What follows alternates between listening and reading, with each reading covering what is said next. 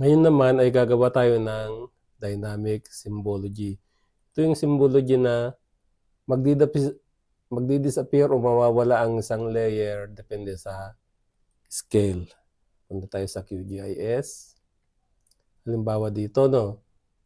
Okay, tingnan ang municipal boundaries kapag nasa scale na ito, 1:500,000. Kita natin ang scale doon. Na kung saan kita natin ang buong probinsya ng Isabela at may level sa bawat municipality. Ngayon, kapag pinalitan natin yung scale, ganyan, so around 1:2 million na, yung municipal boundary sa ka-levels ay hindi na siya magandang tingnan. Hindi na siya informative. So, ngayon, babaguhin natin ang properties ng municipal map layer ng Isabela para pag umabot siya sa 1:2 million na scale ay bigla siyang mawawala. So, paano natin gagawin? Punta tayo sa symbology. And palitan natin itong single symbol into rule base. Yan. Rule base, tapos click natin ito. Double click. So, pagka double click ay lalabas dito yung scale. Sa ngayon ay wala siyang limit. Pero ngayon ay gagawin natin pag 1:1 scale, okay lang siya. Pero kapag 1:2 million, 2 million na ang scale, yan, 1, 2, 3, 1, 2, 3, sobra, ay magdi-disappear siya. So, tingnan natin. Apply, okay. So, ang scale doon ay 1:50,000. Visible pa siya. 1:1 million, visible pa siya. Pero pagdating sa 1:2 million or smaller, mawawala na yung municipal map ng Isabela. No? Kaya lang sa ganitong scale, parang ang pangit pa rin niya. Hindi pa rin siya masyadong meaningful. So, baguhin pa natin. Right-click, Properties. Yung rule-based symbology ng layer ng municipal boundary, double-click natin. Gawin natin 1 million. Okay? Okay. So, nakita nyo, kung 1 million, 1:1 million or more ay hindi siya visible ang provincial map ng Isabela. Pero pag zoom natin, nagpakita na siya kasi 1:500,000 na lang. Kung i-zoom out natin, ayan, nawawala siya. So, yun ang dynamic na boundary.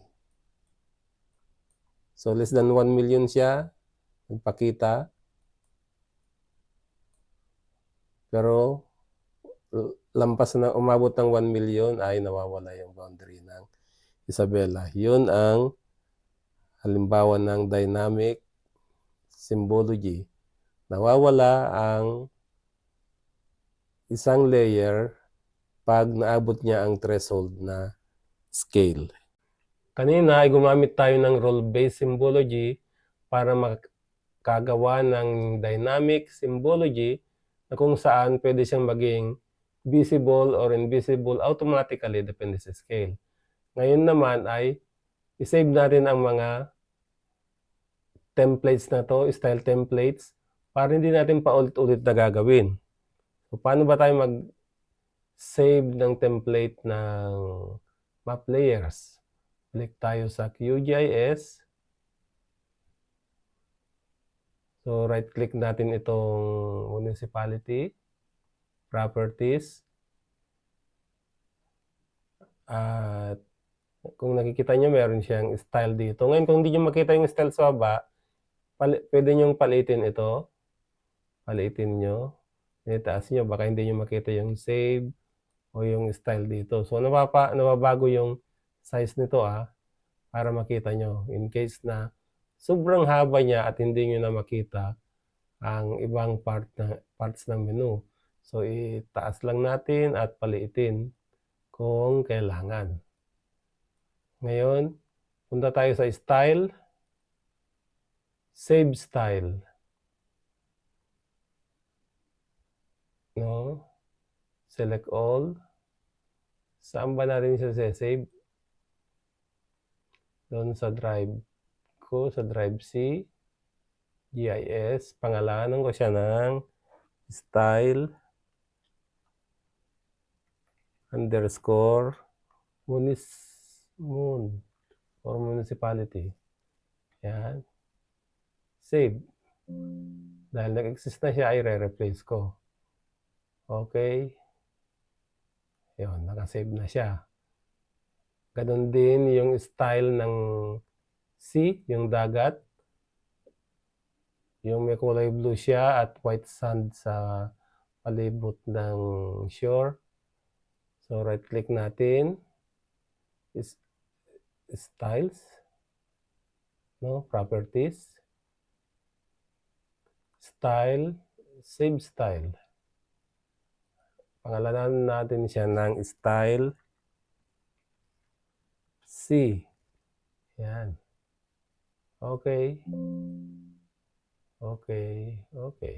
Yan. Ngayon naman yung style ng ang babaguhin natin yung style ng provincial boundaries. Properties. Style. Save style. Lagay natin sa folder.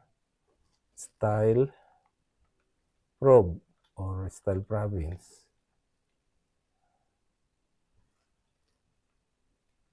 Ayan.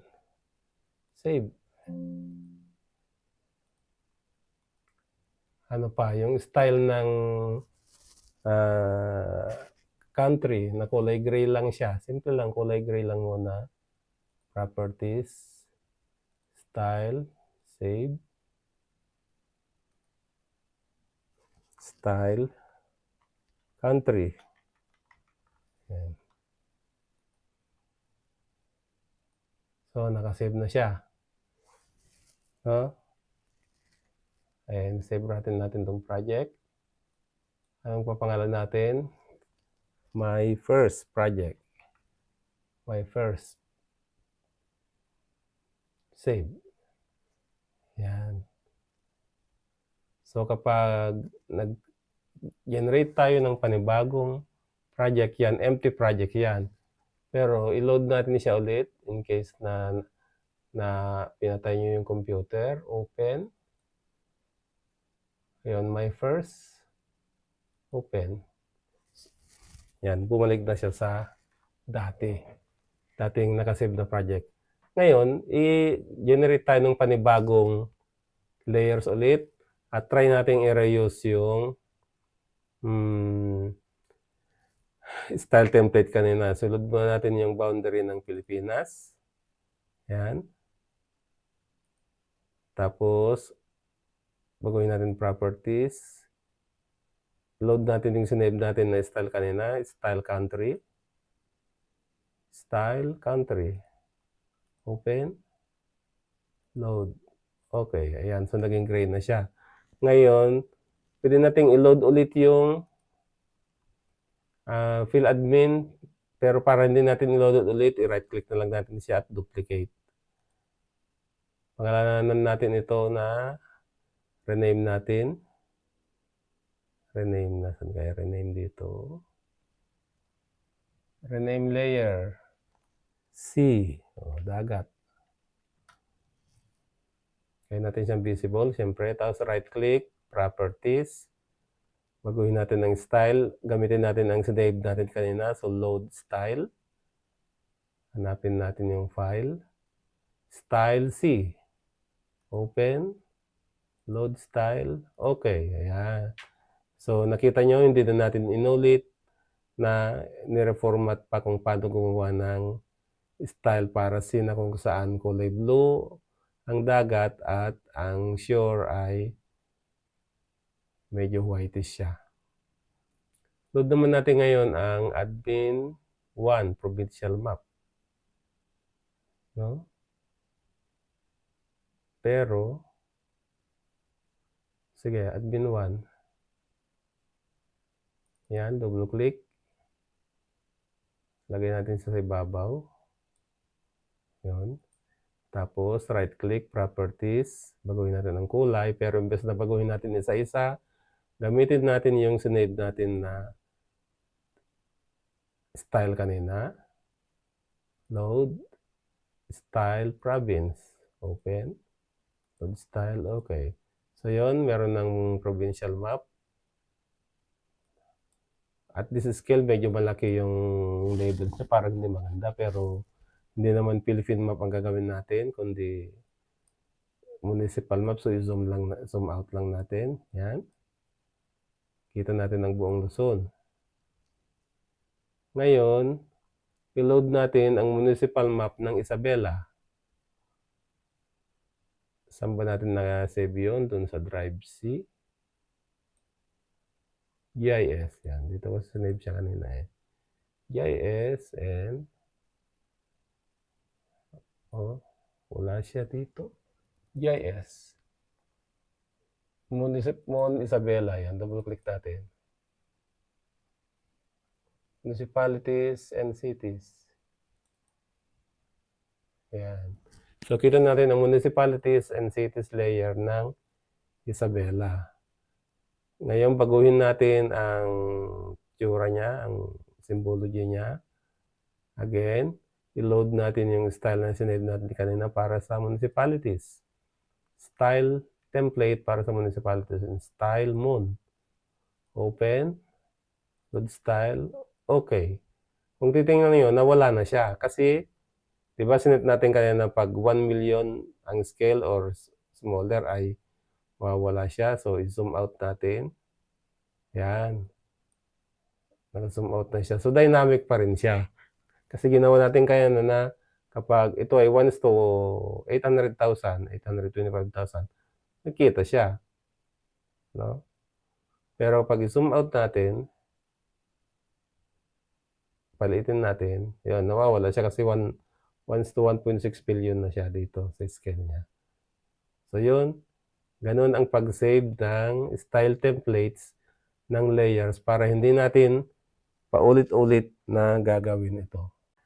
Next ay magdadagdag tayo ng dynamic na road layer. Again, pag sinabi natin dynamic, pwedeng mawala o pwedeng mag-appear, depende sa scale.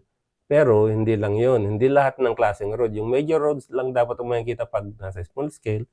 Pero ang minor roads magpapakita lang kapag na-zoom out. So ito ngayon ang ating mapa kanina.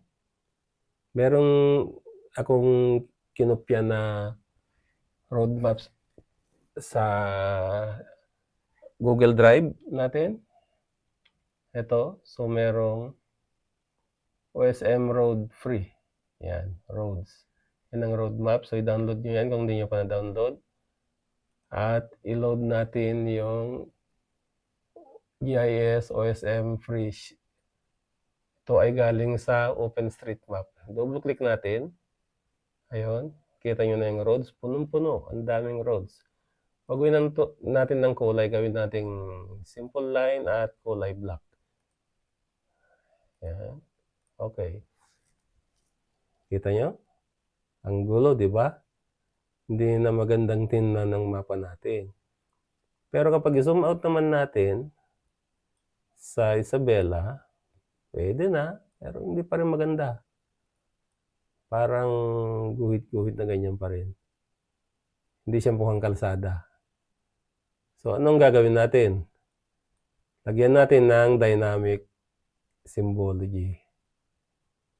Doon sa ating Google Drive, meron akong sinave na complex symbology para sa road. At ito ay styleroad.qml ang pangalan. Download nyo ito at save nyo sa local folder nyo. Ako ay nakasave na dito sa local folder ko sa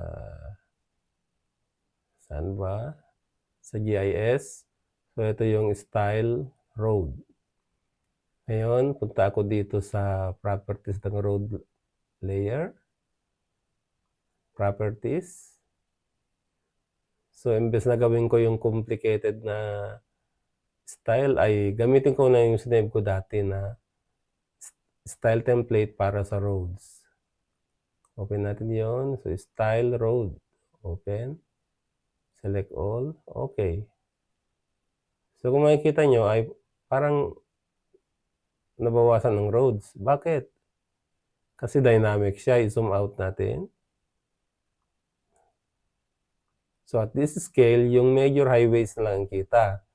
Ito yung daan galing Metro Manila, dadaan ng Isabela. So, ito yung Isabela, Tumawini to Tuguegarao Road. Ito naman ang Santiago to Tuguegarao Road. So, at this scale, yung major roads lang kita natin. Pero pag zoom in natin, ayan, dumami na ang kalsada. Hindi na lang yung major roads kanina. Makita na natin yung Abracalingga Road at iba pang mga kalsada papuntang Pinokpok, Apayao, Mountain Province, Baguio Buntok Road. Ito siya. So, dumami na. Pero i-zoom out pa natin. Zoom out natin sa, ayun, dumami na ulit ang visible na kalsada. Pero mas maliit yung major roads, mas malaki at iba ang kulay ng major roads or highways, at iba ang kulay ng secondary roads. Nasa Tuguegarao area tayo ngayon. Kita nyo? So, may mga roads pa dito na hindi natin makita kasi masyadong tinago ng system kasi magulo siya pag ipakita at this scale. Pero pag zoom out natin, tingnan nyo, nakita na yung mga city roads sa Tuguegarao City. At habang zoom out natin ay more detailed roads ang lumalabas. So again, by their color, alam natin na itong kulay brown na road ay medyo mas maganda siya. Mas magandang quality at major road siya. Yung white naman ay maganda rin. Magandang city roads din. Major roads pa rin sa city ito. Pero yung mga mas maliliit, yun na yung mga tertiary roads. Yung mga maliliit na kalsada sa loob ng Tuguegarao City. Nakita nyo dito, merong rotunda dito. Malamang ito ang Robinson. At ito ang papunta sa downtown ng ito ba? Or ito ang papunta sa downtown ng Tuguegarao City. Anyway, pag zoom out natin, nababawasan ang visible na roads. Ngayon din pagpunta tayo sa Isabela, sa Cabagan. So ang Cabagan, yan, nakikita natin ang roads. Yung maliliit na roads ay hindi masyadong visible. Malamang ito ang downtown ng sentro ng Cabagan. I-zoom out natin. Ayan. So kung titingnan nyo, ito yung isang triangle. At so isa lang triangle na nakita. Kasi 2015 ko din-download tong mapa na to. And by that time, hindi pa tapos yung bypass road papunta dito sa sa lugar na to, sa bridge. Ito yung bypass ngayon, no? Wala pa siya dito. Putol pa siya. Pero pag i-download natin yung mas bagong, yung latest version siguro ng OpenStreetMap, nandun na ang bypass road. Anyway, exercise lang naman ito. Pero ganun ang paggawa ganun ang dynamic symbology na ginamit natin sa roads. So, titingnan natin, right-click, properties, rule-based pa rin siya, pero depende na ngayon sa type ng roads. Pag try natin yung tertiary roads, residential and tertiary roads. Kita natin na magpapakita lang siya pag ang scale ay 1:400,000. Kapag once sa 500,000 hindi mo makikita lahat itong roads na ito.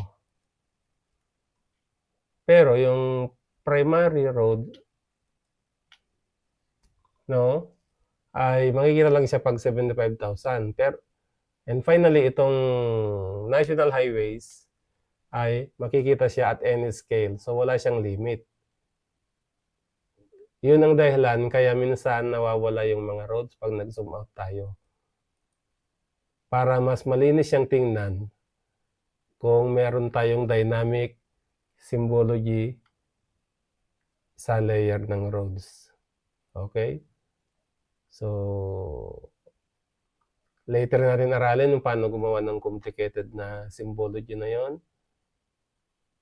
Pero sa ngayon ay puwede niyong kopyahan na lang muna ang aking road symbology at i-reuse niyo ito. So ito na dapat ang final output niyo sa inyong province. Dapat kita yung buong province, in my case, Isabela ang kita, municipal maps ng Isabela, at yung mga karatig na province pero walang municipal boundary. And at provincial level, hindi natin makita yung mga city roads, yung main roads lang ang kita natin. Kasi masyadong magulo na siya. So, ready to screen capture and save this